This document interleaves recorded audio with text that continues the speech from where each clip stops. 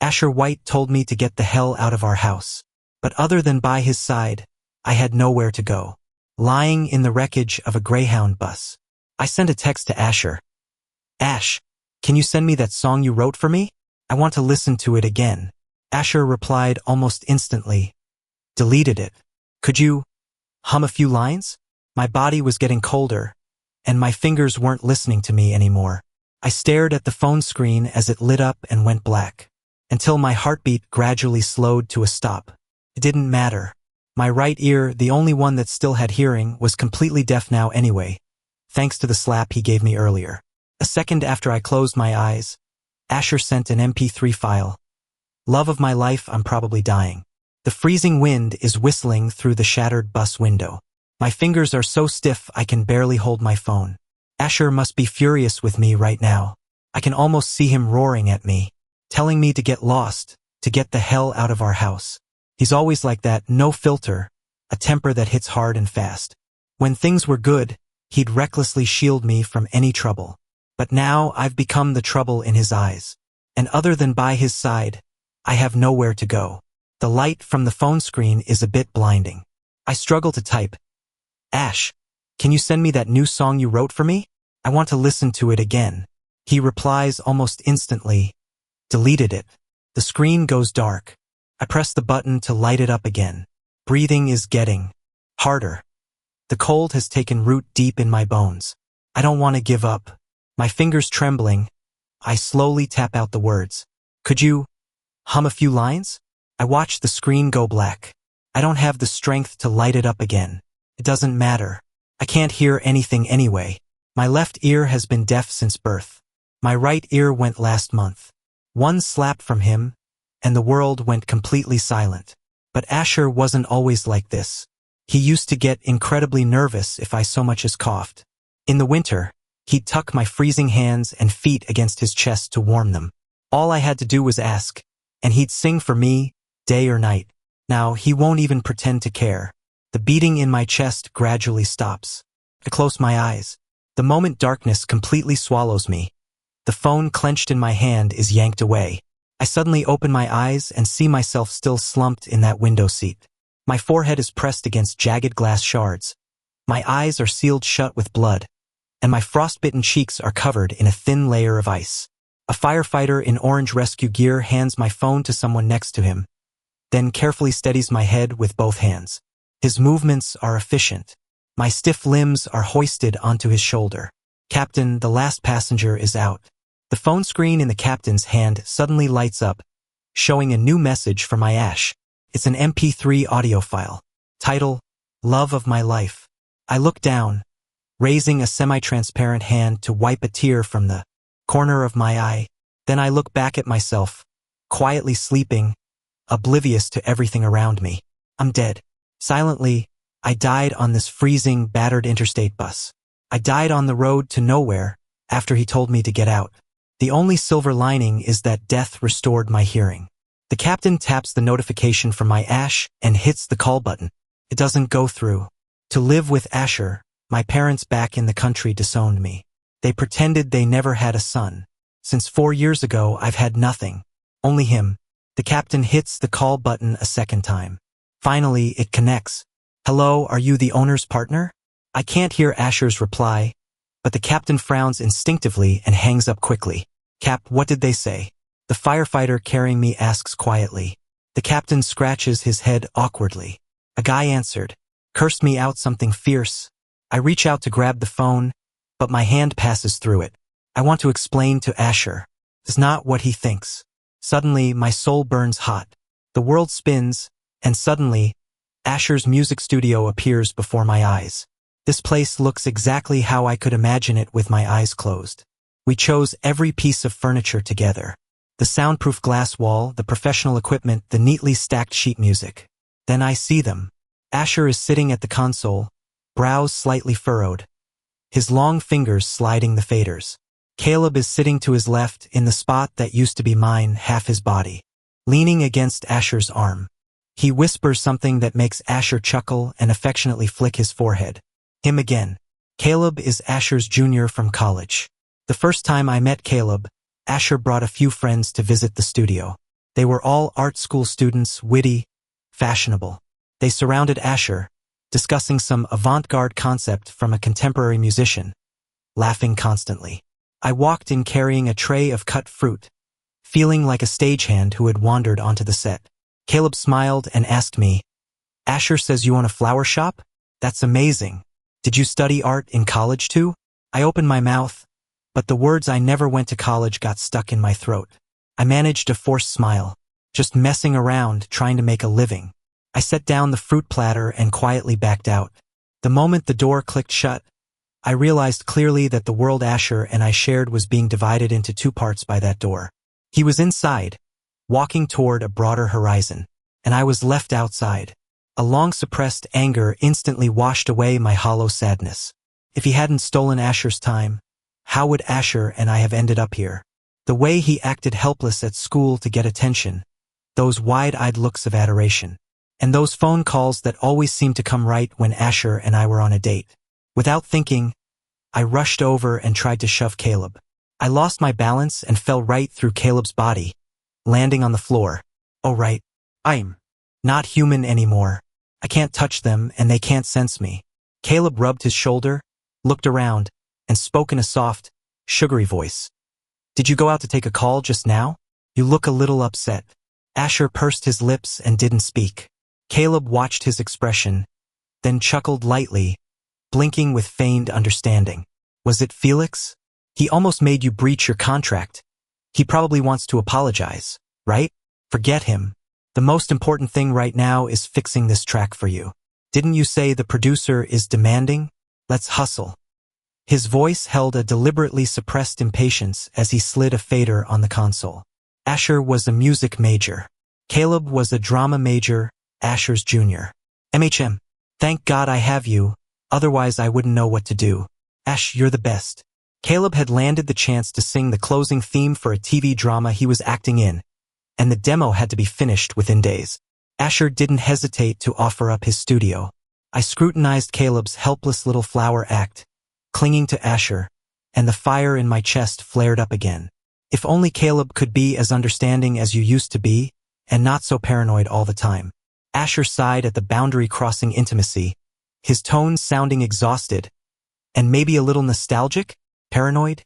Me? I floated there, stunned. When did he start thinking that? Was it when I started checking his phone late at night, feeling uneasy about unknown numbers and long call logs? Or when I pressed for details because he casually mentioned having dinner with a friend? Smelling cologne that wasn't his, staying awake all night. I had become jumpy, turning into someone even I hated. I subconsciously looked toward the soundproof glass wall. A distorted shadow was vaguely reflected in the glass. A face sharp with jealousy and insecurity. Eyes full of grievance and a hysterical kind of accusation. Is that me? This stranger, this pathetic person. Is that me? Just as I was reeling from this realization, Asher's phone on the console rang. He looked down, surprise flashing across his face, followed by an annoyed furrow of his brow. He instinctively wanted to hang up. The last time this number called was 6 months ago, and it resulted in a screaming match. "Hello, Mr. Miller?" He took a deep breath, suppressing the anger rising in his chest, and finally swiped to answer, albeit reluctantly. The Mr. Miller he was talking to was my father. "Felix? He's not with me right now." My father's voice came faintly through the receiver, speaking fast, urgent. Not like him at all. "Is it urgent?" Asher repeated, his confusion deepening. "Okay, I get it. I'll have him call you back as soon as possible." He hung up, fingers rubbing the edge of the phone, looking distracted. This was too abnormal. Ever since finding out about our relationship, my father viewed Asher as an enemy. He never gave him a kind look, let alone called him proactively with a civil tone. Every time I secretly called Mom back home, I'd get a harsh scolding from Dad, cursing Asher along with me. Caleb watched him closely. "Ash, is it an emergency? Do you need to go find Felix?" "The demo isn't urgent, my stuff can wait." "Should be nothing." Asher picked up his phone. "I'll try voice calling him." My phone must have died and shut off by now. Naturally, the call didn't go through. Asher waited a moment, clicked his tongue, and quickly tapped out a message. Your dad is looking for you. Urgent. Call back ASAP. Then he tossed the phone back onto the console as if completing a chore and said to Caleb, "All right, forget him. Let's continue." My heart clenched tight. A strong sense of unease gripped me. Something must have happened at home. Something big. Otherwise, my stubborn, hard-headed father would never have done this. I wanted to go back immediately, back to the rural hometown I hadn't set foot in for years. But to my horror, I found my soul was tethered by invisible chains. No matter how I struggled, I couldn't leave a radius of a few meters around Asher. I was trapped here, forced to watch, burning with anxiety. The recording session lasted until late at night. Asher drove Caleb home. Caleb wore a tired but satisfied smile, whispering words of gratitude. When the car reached the intersection, instead of turning left toward Caleb's place, Asher turned the wheel to the right. Caleb's smile froze for a second. "Ash, are we going the wrong way? I'm going to check the flower shop." Asher stared straight ahead, his voice devoid of emotion. The smile vanished completely from Caleb's face. He pressed his lips together and fell silent. The flower shop was the little business Asher opened for me using the first real money he ever made. He wanted to bring all the beautiful things in the world to me. The flower shop was just the beginning. Whatever I wanted, he would make it happen. The car stopped at the corner. The glass doors of the shop were shut tight. It was pitch black inside, unlike usual when I'd leave a small warm lamp on even after closing. The owner of the jewelry store next door was closing up. Seeing Asher, he waved. "Little Foo's brother. Looking for your brother? He hasn't opened up in days." I thought maybe he quit. To the public, Asher was my younger brother. Hearing this, the composure on his face cracked. "Hasn't opened in days?" "Yeah," the owner asked, gossiping. "You didn't know? Fight? Brothers shouldn't hold grudges overnight. Just talk it out. It's not easy for your brother to run a shop, hard of hearing and all, easy for people to take advantage. If it weren't for someone helping out, someone took advantage of him?" Asher paced back and forth in front of the store. Usually, after a bad fight, I'd hide out at the flower shop. He thought this was the same, that I was just throwing a tantrum, waiting for him to come coax me. He slapped his forehead and found the spare key in the car. He jammed it into the lock. A smell of decay hit us instantly, because no one had tended to them. Most of the vibrant flowers were drooping, some rotting and yellowing. The water in the buckets was murky, clearly unchanged for days. Asher stood amidst the mess and decay, stunned, unable to process the scene. Just then, the wind chime on the door tinkled crisply. Someone pushed the door open. It was a mature man in a camel cashmere coat, composed, but with worry etched between his brows. His gaze swept over the messy shop and the two people inside. His first words weren't to buy flowers. He asked directly, "Excuse me, is Felix here?" Asher was instantly wary of a strange man asking for me. He stepped forward, blocking Caleb behind him, his tone hostile. "Who are you? What do you want with him?" The man sharply looked Asher up and down. His already serious face hardened, carrying the relaxed confidence of someone in charge. He didn't answer Asher's question. Instead, he made a deduction. "You are Felix's partner." His tone was so certain that Asher forgot to deny it. Caleb tugged gently on Asher's sleeve, putting on his scared rabbit look. "Ash, I'm a little afraid." Liam's gaze swept over Caleb, barely pausing, before returning to Asher, who was clearly tense. Asher was an up-and-comer in the music scene, a semi-public figure, so he was sensitive to this kind of sudden attention. "I'm Liam." "A friend of Felix's," he said concisely, clearly not interested in small talk. Shock flashed across Asher's face. His expression clearly read, "Since when does Felix have a friend like this? Why didn't I know?" Liam had no interest in resolving his confusion. He looked around the ruined shop, his brow tightening almost imperceptibly, and said to Asher, "Please tell him his item is repaired. Have him contact me." With that, he turned to leave. "Wait." Asher's rich kid temper flared up. He stepped over to block Liam. "What item? You can just give it to me." Liam stopped, turned his head, and thought for a moment, appearing to weigh the option. Then, he took a black square velvet box from his briefcase and handed it to Asher. Inside lay a watch. "Why do you have my watch?" Asher demanded loudly, like a lion whose territory had been invaded. My heart sank. It was the gift I bought him for our 5th anniversary, spending almost all my savings. It was also the watch he smashed against the wall during our fiercest argument a month ago, breaking it completely. I had clung to a last shred of hope and found Mr. Liam, a regular customer who seemed well-connected. He had looked at it, recognizing it as a vintage piece immediately. He said he'd try, that it might need to go to Switzerland to find an old watchmaker who worked on the original production. I hadn't had much hope. I didn't expect him to actually fix it. I looked at Liam, guilt washing over me. I couldn't even thank him now. Liam answered indirectly.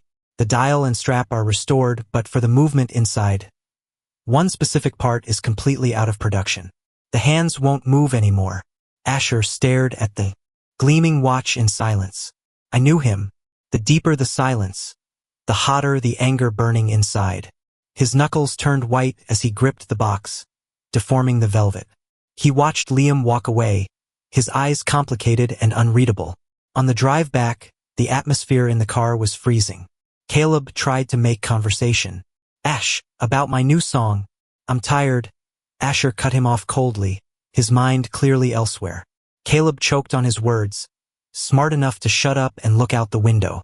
I floated beside him, clearly seeing his hand on his leg, gripping the seatbelt so tight it betrayed the storm beneath his calm surface.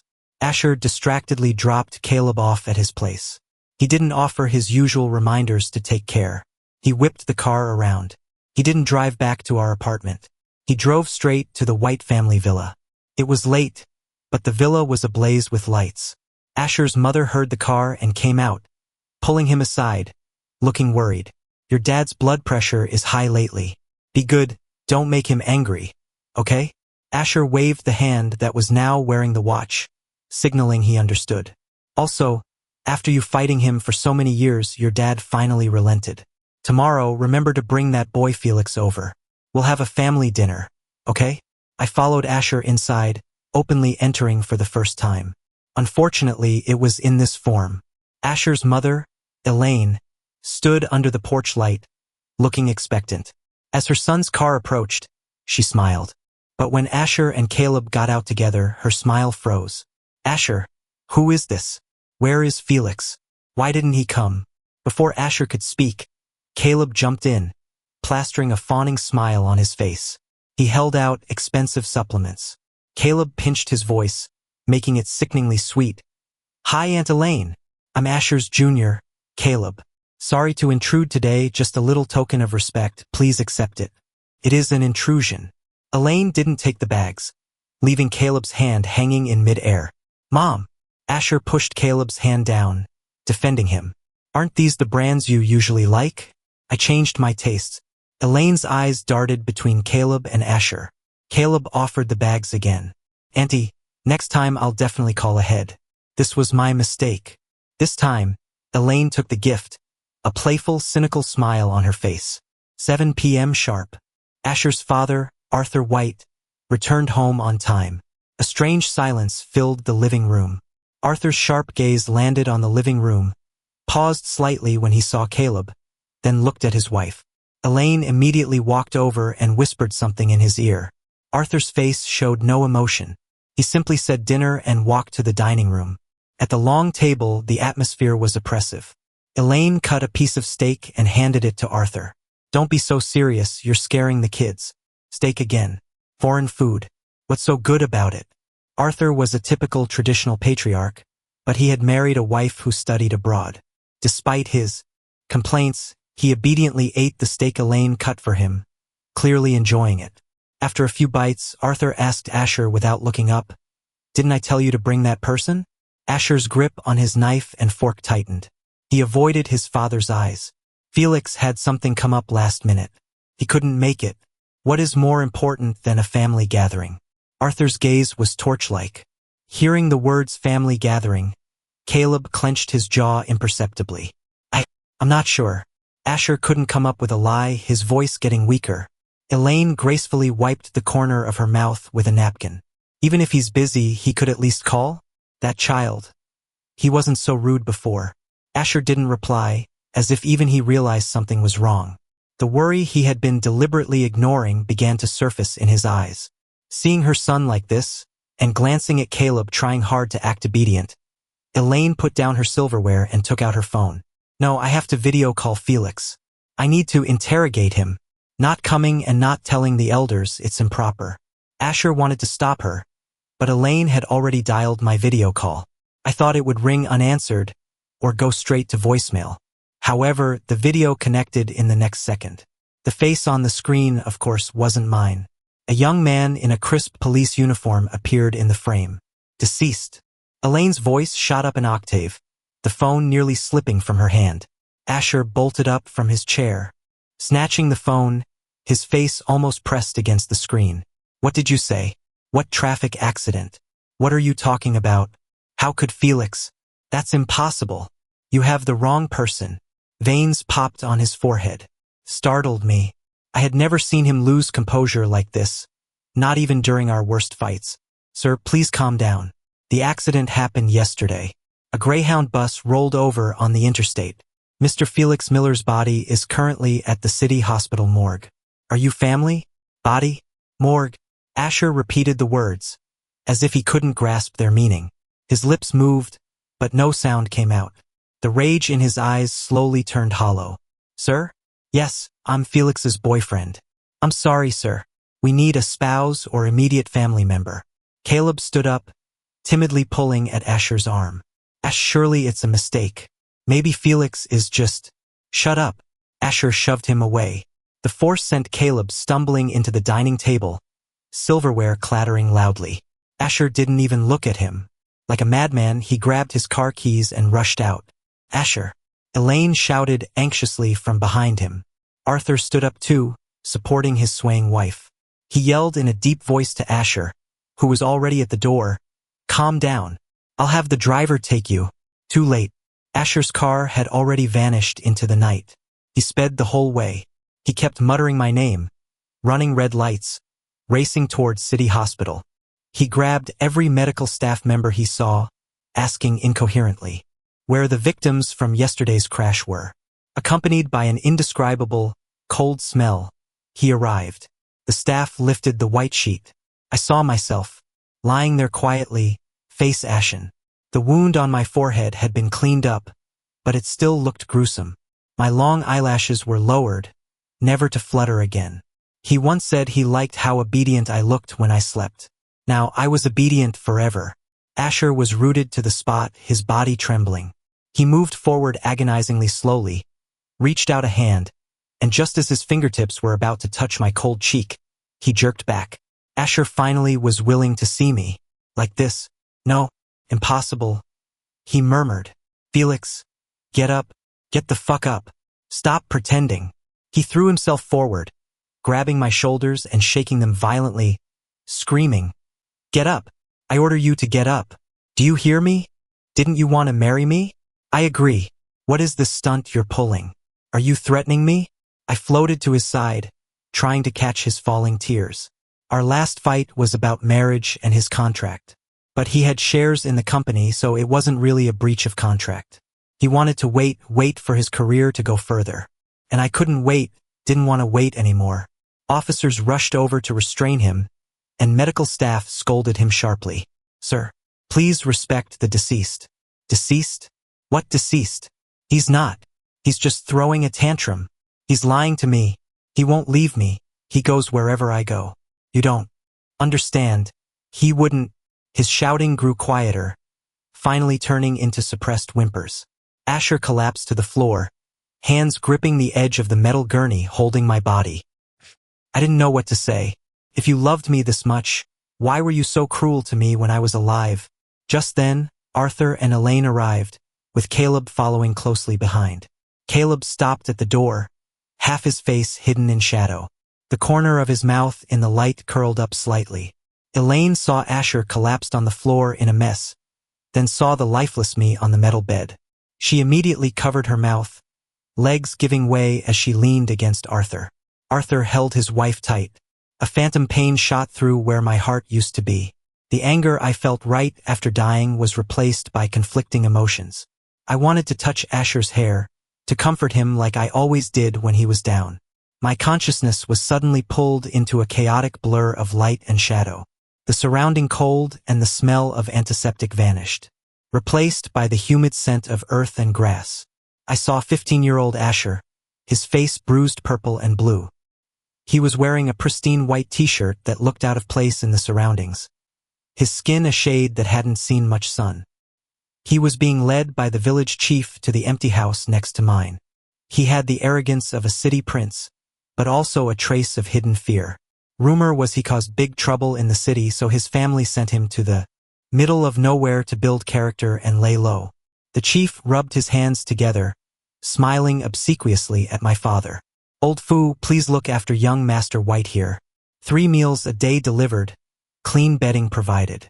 Mr. White said he'll give this much every month. He held up 5 fingers. 5,000. In the countryside back then, that was a fortune. My father took 2 puffs of his dry tobacco pipe and nodded. And so, Asher became our family's ancestor. My younger siblings were quickly charmed by this beautiful boy, who looked like he stepped out of a painting, circling around him. But Asher ignored everyone. He singled me out by name, demanding I handle all his daily needs. He must have heard somewhere that I was born deaf in my left ear and could only hear with my right. He wasn't satisfied with ordering me around from afar. He insisted on coming to my right side, leaning in close and carefully watching my reaction. Felix, I'm Festi. "Felix, this blanket smells. Change it." "Felix, too many mosquitoes. Light a coil." I was 16 then, the eldest son. I had to get up before dawn to go to the high school in town, and after school, help with farm work. My 7 hours of sleep were compressed to less than 5 because of this prince. I was so tired my eyelids fought to stay open, while he, bored out of his mind, had plenty of energy to invent ways to boss me around. I didn't dare speak up, so I cursed him in my head. I don't know when the torment changed flavor. When I brought him food, he'd awkwardly shove a piece of city chocolate into my hand. I'd taste a tiny bit and save the rest for my siblings. He found out and ignored me for an hour. After that, whenever he gave me good food from the city, he forced me to eat it all before I could leave. When I got soaked in the rain, he'd act disgusted, saying I was filthy, while throwing a dry towel on my head and rubbing it roughly. Late at night while I was studying, he'd produce a desk lamp I'd never seen before, standing outside my yard gate, barking, "Staying up this late? Want to die of exhaustion? Who's gonna make my breakfast tomorrow?" Asher seemed to realize something before I did. His eyes started following me. They no longer held just teasing, but something burning hot. One summer night, the moonlight was bright. He cornered me in the backyard where we stacked firewood. His breath was hot. "Felix, do you hate me?" He deliberately lowered his voice, lips brushing my ear. I didn't dare look at him, my heart pounding like a drum. Silence is consent. His body pressed perfectly against mine. "But I like you, not like a friend. Like I want to kiss you, hold you." My brain went blank. He led me down the stray path called like, and I fell completely. He hid in the country for a whole year, but eventually he was taken back to the city to finish school. When we parted, his eyes were as red as a rabbit's, gripping my hand tight. "Wait for me. All right, you have to get into a college in New York." Asher kept his word. A letter every week, rain or shine. Besides talking about mundane things at his new school, the letters were full of blunt, burning longing, and words that made me blush and my heart race. "Felix, I missed the smell of sunshine and grass on you. Dreamt of you last night. Woke up and my pillow was wet. Somewhere else was too." I hid those letters carefully under my bedboard. They were my sweet, dark secret. Time flew and I entered my senior year. In the winter of my 19th year, the snow was calf-deep. The night before New Year's Eve, the young people working in the cities returned to the village. Every house was filled with the warmth of reunion. I was alone in my room doing practice exams when there was a soft tap on the window. I pushed it open. In the biting wind stood Asher. His nose was red from the cold, his breath forming white mist, moonlight falling into his eyes. "Felix, I missed you too much." His voice trembled, maybe from cold, maybe from excitement. I hurriedly let him in. The heated brick bed wasn't very warm. He hugged me, feeling each other's temperature and breath. "Do your parents know?" I asked. "Wrong." He looked down at me, eyes focused and deep. "What's wrong? That shouldn't be your first sentence." What should I say? My mind was blank, glancing out of the corner of my eye at the unlocked bedroom door. Say, I missed you too. Say, I want to kiss you too.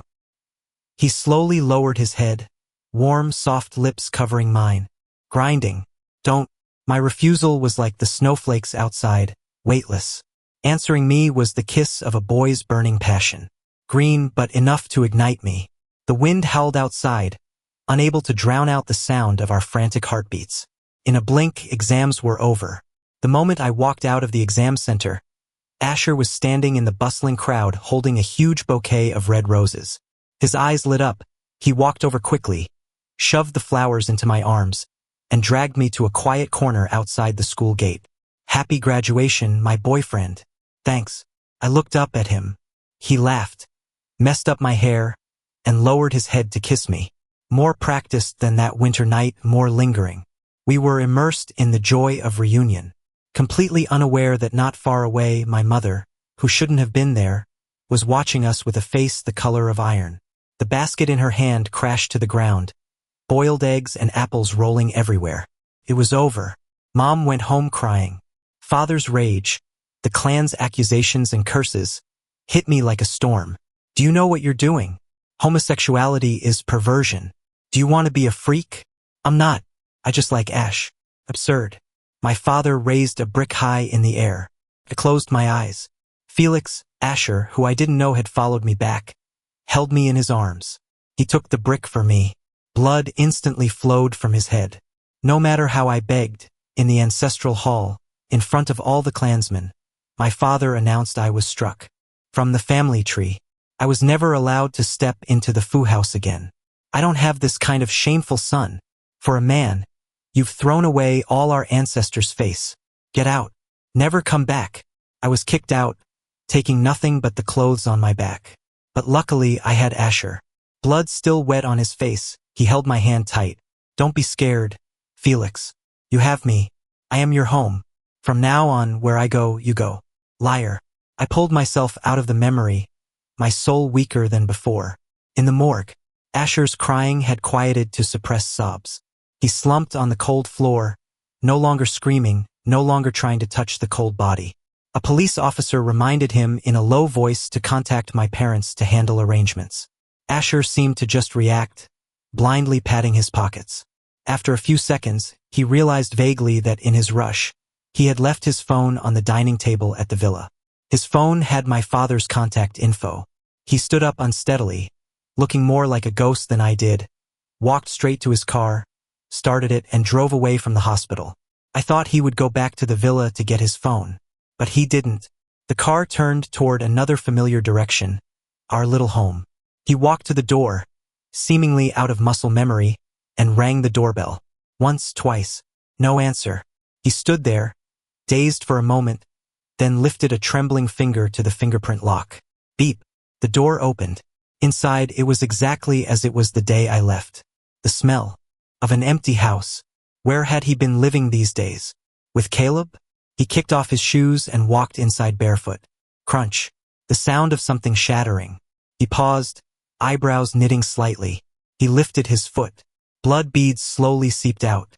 He bent down, pinched the glass shard embedded in his flesh, pulled it out, and tossed it on the floor. Blood flowed faster. He straightened up, ignoring the first aid kit, and spoke to the empty living room. Felix, I'm bleeding. It hurts. Felix. Answering him was the muffled sound of traffic outside. The hope on his face dimmed rapidly. Felix, stop hiding. Come out. Asher started tearing through the house looking for me. Closet, desk, nightstand. He accidentally kicked an inconspicuous cardboard box under the bed. The contents spilled out. Mostly trinkets from when we were dating, movie stubs, amusement park tickets, letters full of love words.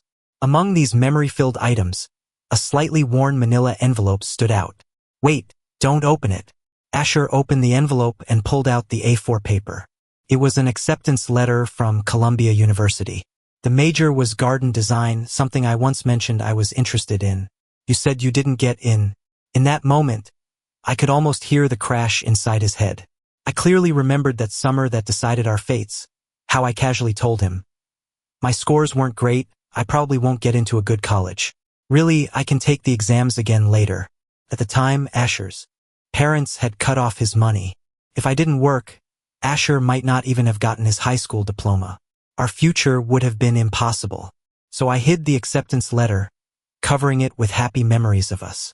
Now that I think about it, maybe I was covering a trace of regret deep in my heart. Asher's knees gave out. Thud. He knelt on the cold floor. You lied. His red-rimmed eyes stared hollowly at a point in the air. You fucking lied to me. Felix, why did you lie? If you told me if you went to Columbia, would you still be okay right now? I buried the version of myself that could have walked another path, willingly circling around you, thinking that was the entirety of love. So stupid. The next second, he desperately explained to the empty room, and Caleb. I don't like him. I don't like him at all. He just needed me for music, and I needed his connections. We were just using each other. His voice choked. I know you minded. I always knew you were unhappy when you saw him with me, but I was fucking delusional. I thought it was just meaningless socializing. I thought you'd understand. I was wrong, Felix. I was so wrong. I shouldn't have let him near knowing it hurt you. I shouldn't have used your trust to hurt you. He curled up on the floor, shoulders shaking violently. A jagged sound tore from his throat. Felix, do you hear me? The doorbell rang abruptly. Asher was jolted from his nightmare. He stumbled over and opened the door. The person standing outside made me freeze. It was my father. He was wearing a worn dark jacket, shoulders soaked through, wet hair plastered to his forehead. Water dripped down his deep wrinkles. It had started raining heavily outside. His cloth shoes were caked with mud, pant legs soaked halfway up. His face held a look of almost pathetic hope. Seeing Asher open the door, a light instantly lit up in his cloudy eyes. His lips trembled, and he spoke almost impatiently. Where is Felix? I can't reach him.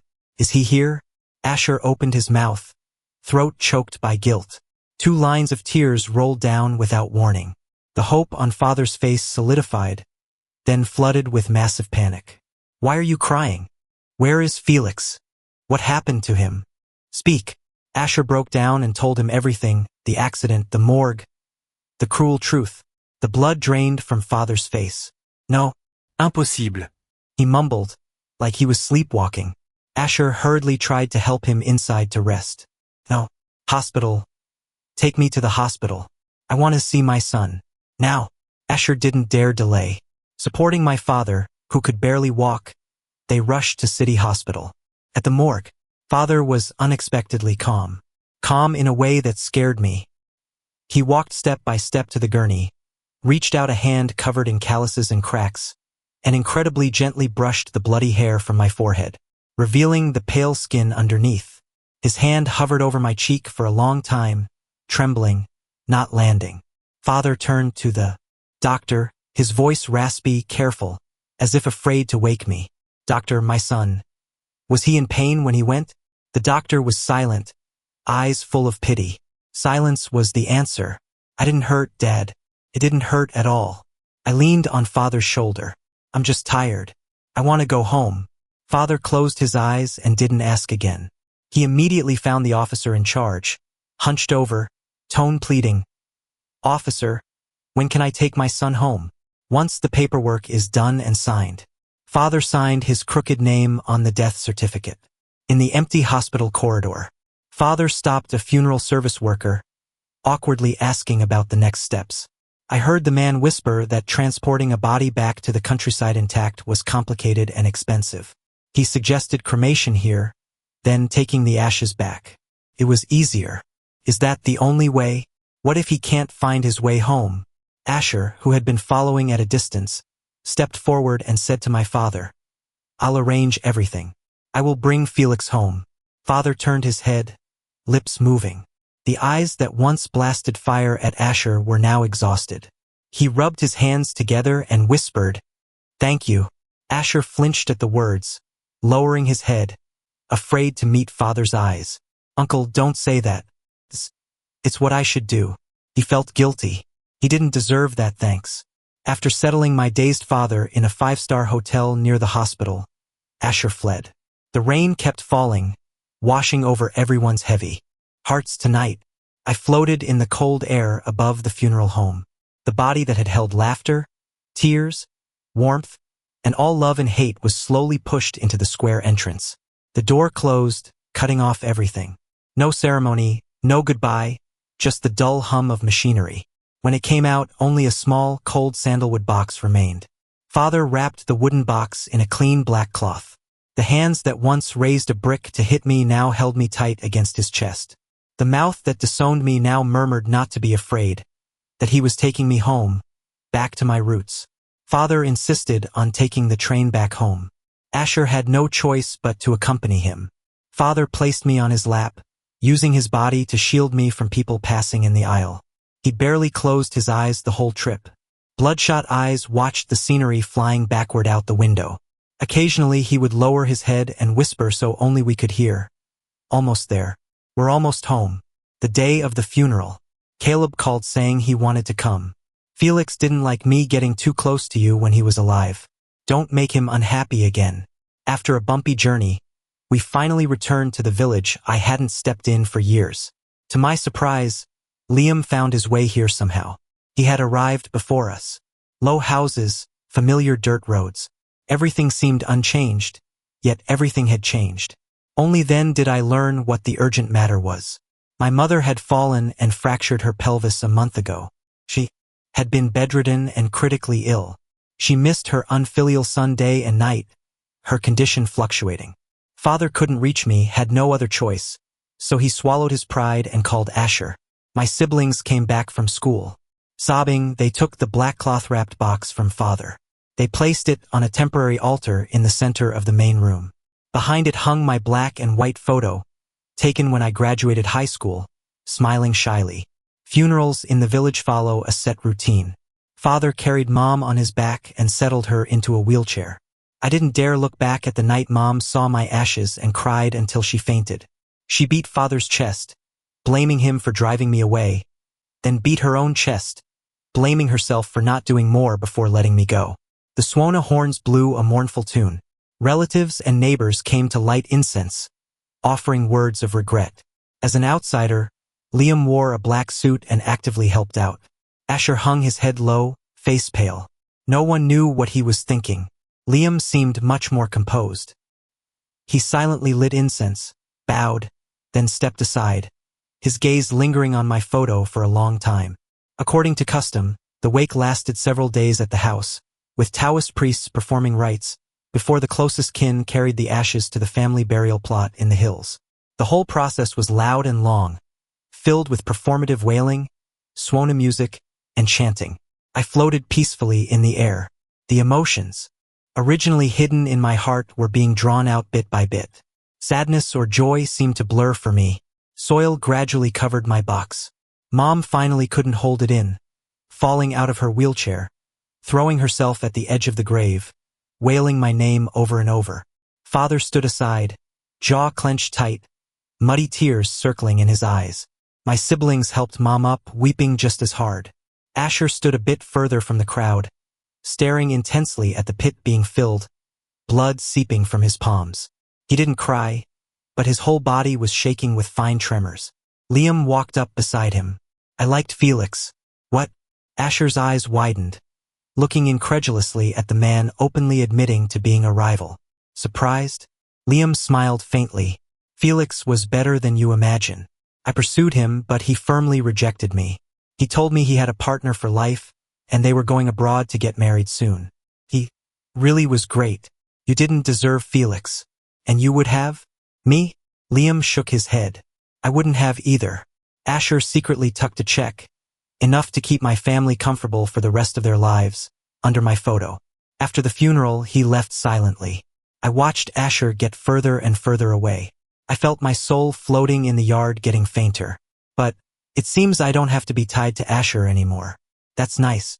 I quietly felt the sunlight merge completely with my soul. The land that raised me finally accepted this rebellious son. The people who loved me and the person I loved shed tears for me. My absurd life, finally, has settled into dust. Epilogue 1. Asher's perspective on the flight back. I squeezed my eyes shut, trying to block out the world. The moment I closed them, it was all Felix.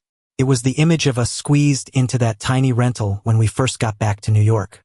He'd come back from waiting tables, fingers so tired they wouldn't straighten. Yet he'd wait for me to get back from night classes to sit with me while I finished my assignments. At night, we'd curl up on that creaky single bed, him nestled in my arms, breathing softly. He was the only light and warmth in those gray days. Later, 6 months passed. My mom, for some reason, finally stopped objecting so hard. She turned a blind eye, tacitly accepting us. The only condition was that Felix couldn't step foot in the White family home. Later still, my parents, even my stubborn dad, softened toward Felix. He remembered the flowers Mom liked and had me bring them over. Dad had high blood pressure. Felix found some folk remedy and quietly prepared the herbs. In his own clumsy, resilient way, he tried to melt into my world, warming everyone around me. When did our relationship start to change? Was it when I got into the college I wanted, started having some success with music, met more people, saw more things, and began to feel his care was a cage?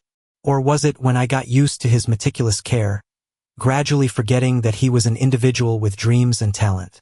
2. I took his kindness for granted. I forgot he once had wings to fly, but willingly landed in this tiny square of earth for me. Even because of ridiculous jealousy and misunderstandings, because he stopped understandingly asking questions, because of the eyes full of insecurity and grievance he looked at me with, I turned vicious. During the autopsy, I found out my slap had deafened his only remaining ear, and I told him to get out. The plane hit turbulence, shaking violently. I snapped my eyes open, cold sweat pouring down. Gone. There is no one left in the world who remembers every tiny detail of my tastes. No one who, when I get hurt, will scold me with red eyes for being careless while clumsily tying an ugly bandage bow. No one will ever look at me with that gaze of total dependence and adoration again. My life will never have Felix in it again. I regret it. Felix, I really regret it. I leaned back, covering my face with my hands, crying silently. Too late. I went back to our little home. I started rewriting the song that belonged to Felix, love of my life.